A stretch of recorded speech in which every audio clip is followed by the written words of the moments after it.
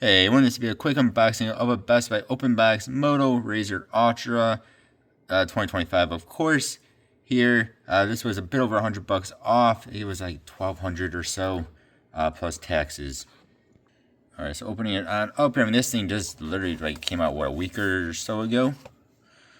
So, ooh, that's a very different feeling. Definitely was used. You see fingerprints on there. Let's see if this was. So on mine, it hasn't even been undone, the cords. Then this is like that, which seems a little bit weird.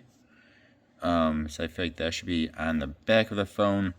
But so this has definitely been used, but it couldn't have been for too long. Like I said, this thing just came out, and it does have Alcantara, however you say that, on the back. So I'll see how long that actually lasts. But I feel it's very, very cool, and it looks kind of funky. And I should mention too, like the sides here is also nice. There's a nice touch to it. And then the actual screen here. So yeah, this has definitely been used a little bit, but again, can't be too much. You got a bunch of fingerprints on it, but other than that, looks like this thing is in, well, brand new shape.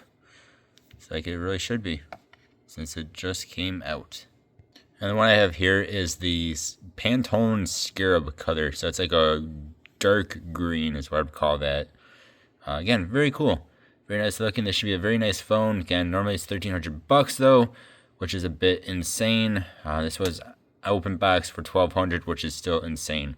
So stay tuned. I'll be making a bunch of comparison videos with this, including versus the 2022 or 2023. No, sorry, 2023 Razr Plus that I also just bought from Best Buy. Alright guys, thanks for watching. Hope you have a good one. I'll see you next time. Goodbye.